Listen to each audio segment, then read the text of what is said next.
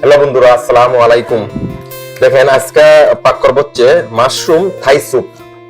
এই মাশরুমের ফুল মিশ্রণটা আমরা মিশিয়ে দিব হচ্ছে কিভাবে পাক করতে হয়, সেটা আপনাদেরকে ফুল পদ্ধতিটা আমাদের ভিডিওর মাঝে দেখাবো আপনাদেরকে ইনশাআল্লাহ। আপনারা আমাদের সাথে থাকবেন। এটা হচ্ছে মাশরুমের মিশ্রণ।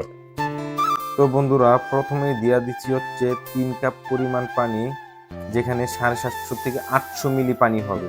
এই পানিটা হচ্ছে আমরা ফুটিয়ে নিব, ফুল আগুন দিয়ে তারপরে ফুটিয়ে নিব। তো পানিটা প্রায় ফুটানো হয়ে গিয়েছে। এখন আমরা ফুল মিশ্রণটা কেচিতে কেটে তারপরে এটা পানির সাথে মিশিয়ে দিব।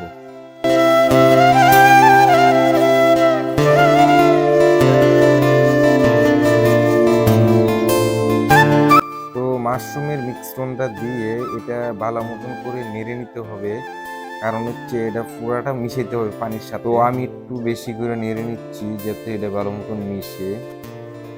তো এর সাথে একটা মিশ্রণের সাথে দিয়ে দিতে হবে 1টি ডিম, আর হচ্ছে স্বাদ মতো লবণ। তাহলে ইনশাল্লাহ এটা খেতে অনেক টেস্ট লাগবে।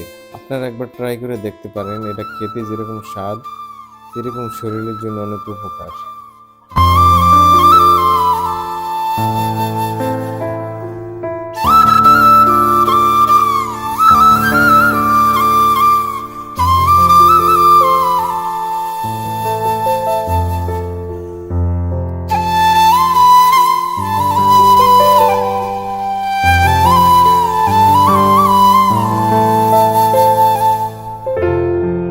তো আলহামদুলিল্লাহ, এটা হয়ে গিয়েছে। এখন সে একটা গ্রান আসতেছে, মাশাআল্লাহ।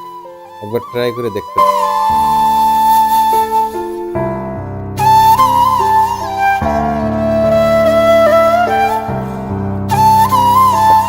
তো এবার আমি একটু ট্রাই করে দেখি।